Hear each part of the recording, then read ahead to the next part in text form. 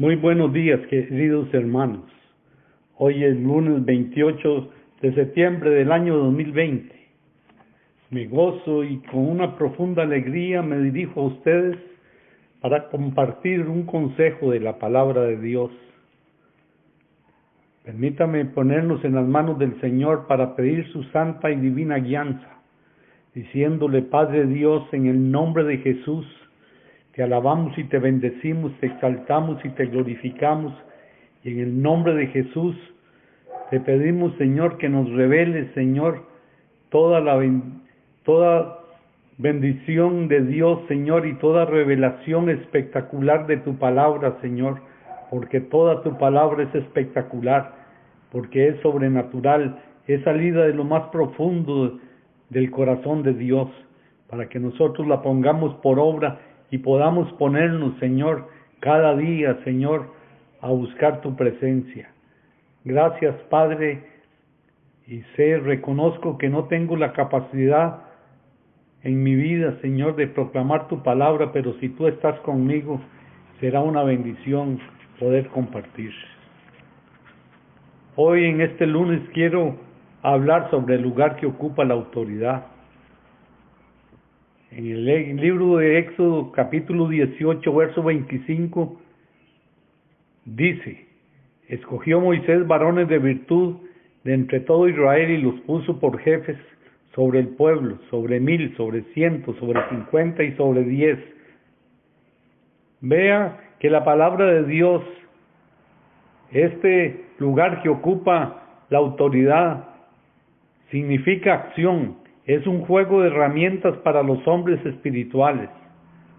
Aunque algunas personas no espirituales podrían usar esta arma con otros fines. Pero lo más importante es la espiritualidad de la persona y la manera como puede usar mejor la herramienta para la gloria de Dios. Pero donde busque el hombre espiritual las herramientas, tendrá que pedírselas prestadas al mundo o a la palabra de Dios.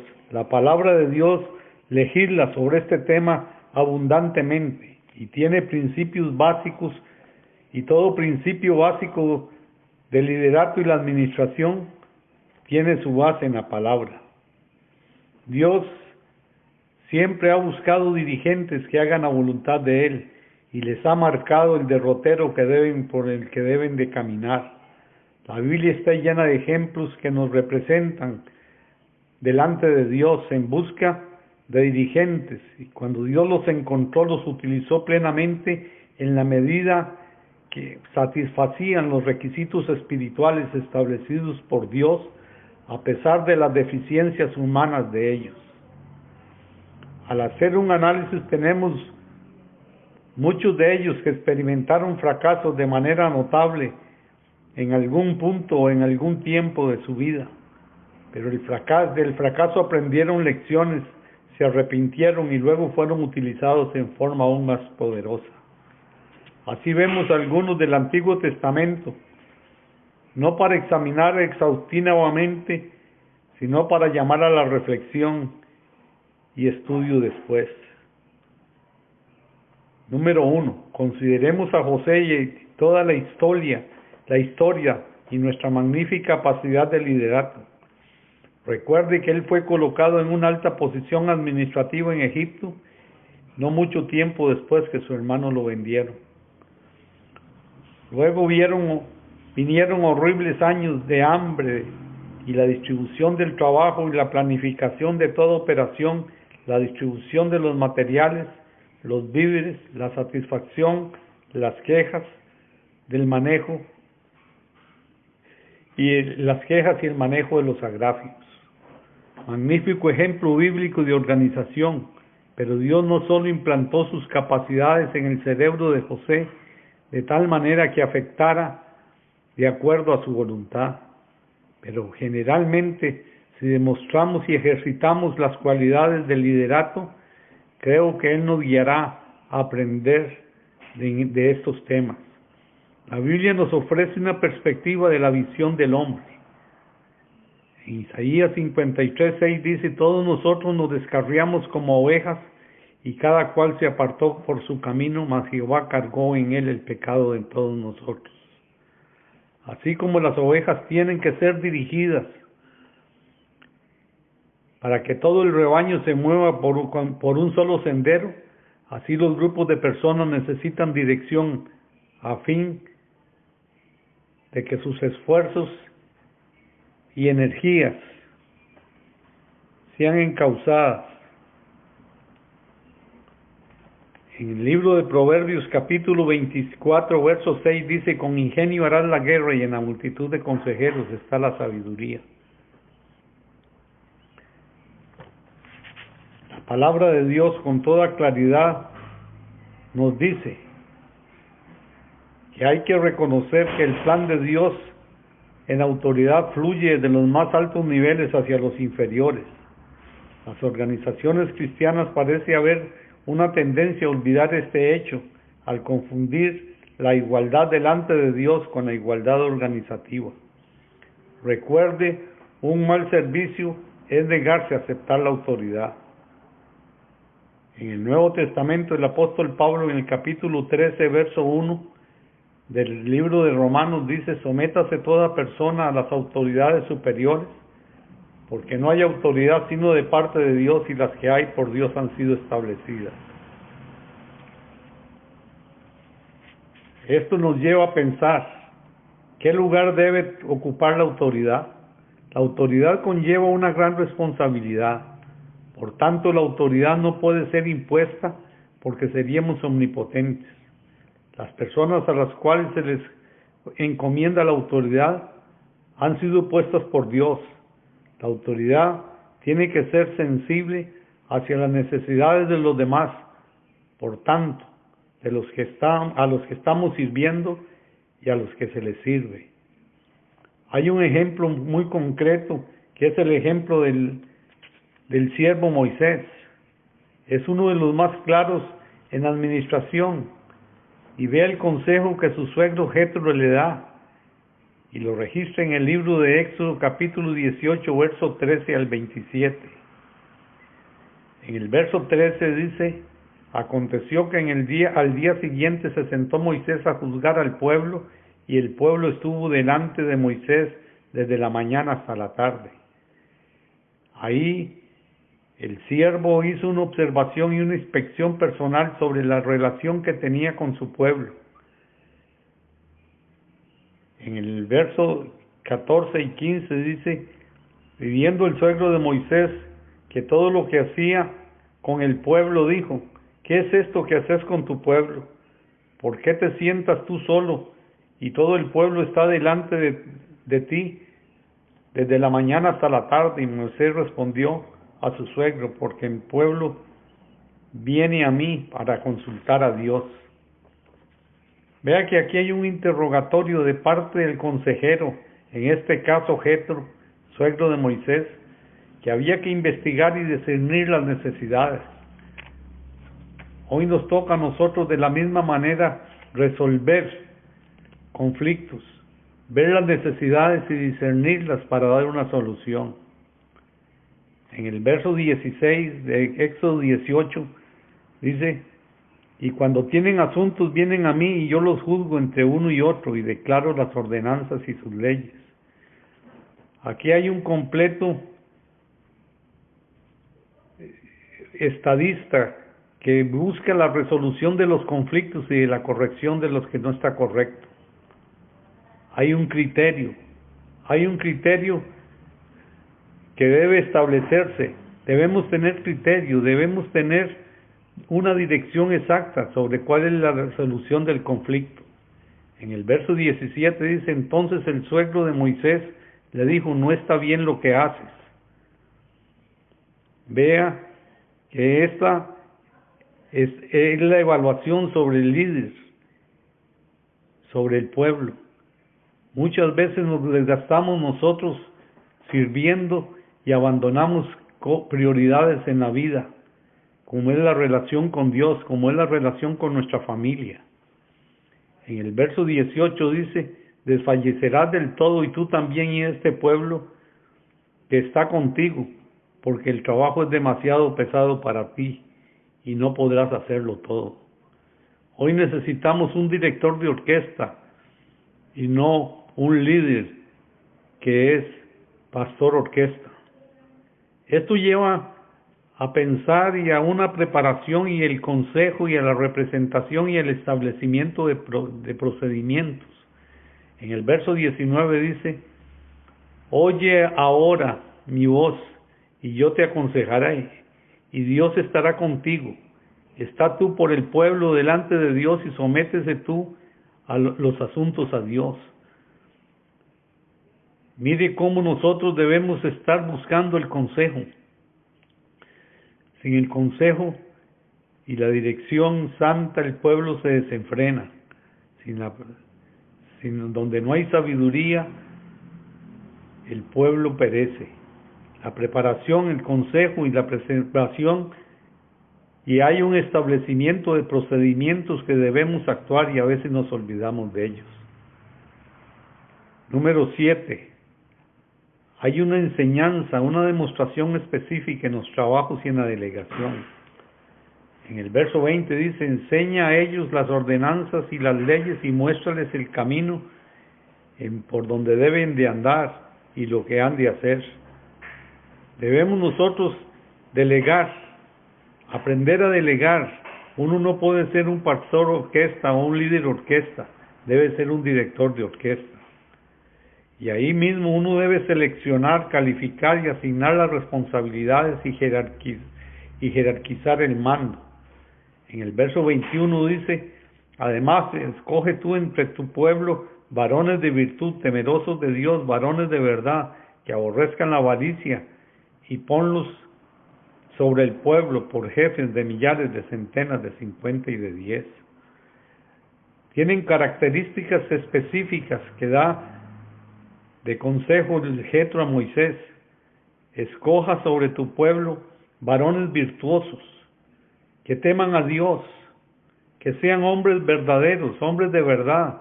¿Y qué es un hombre de verdad? Que aborrezca la avaricia y que esté siempre cercano a Dios. Y ponlos por el pueblo por jefes de millares, centenas, 50 y de 10.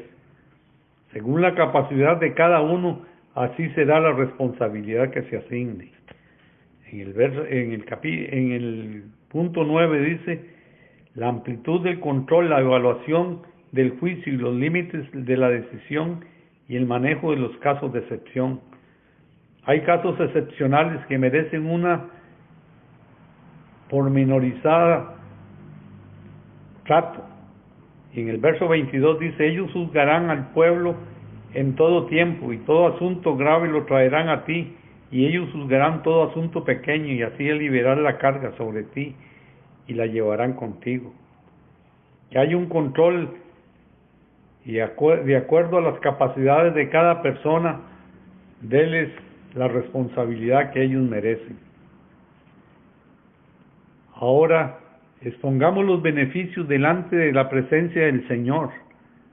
Dice en el verso 23: si esto hicieres y Dios te lo mandare, tú podrás sostenerte, y también todo este pueblo irá en paz a este lugar.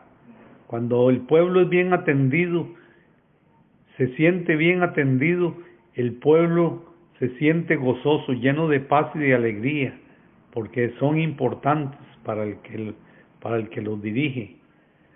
Esto nos lleva a pensar que hay que prestar atención para llevar a ejecución las cosas.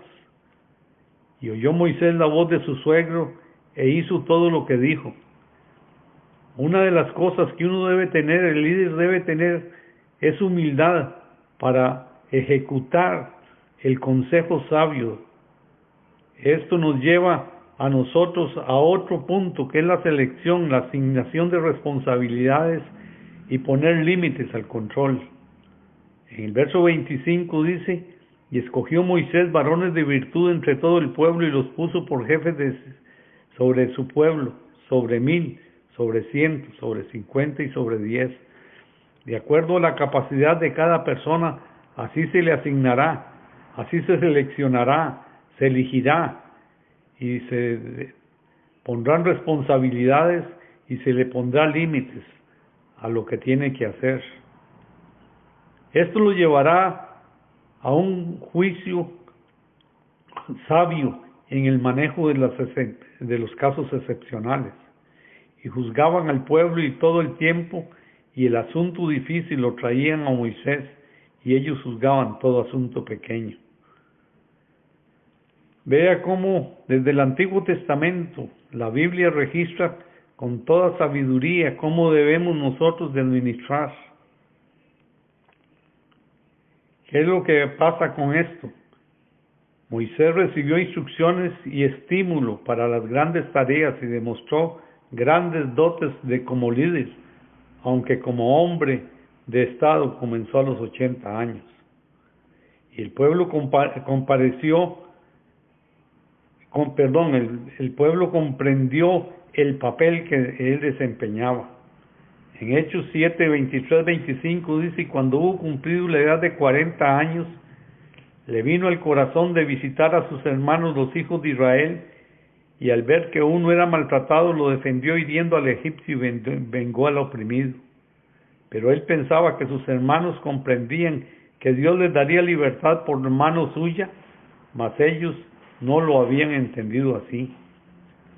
La experiencia del Mar Rojo demostró cuán bien había pasado la prueba cuando se enfrentó a Moisés.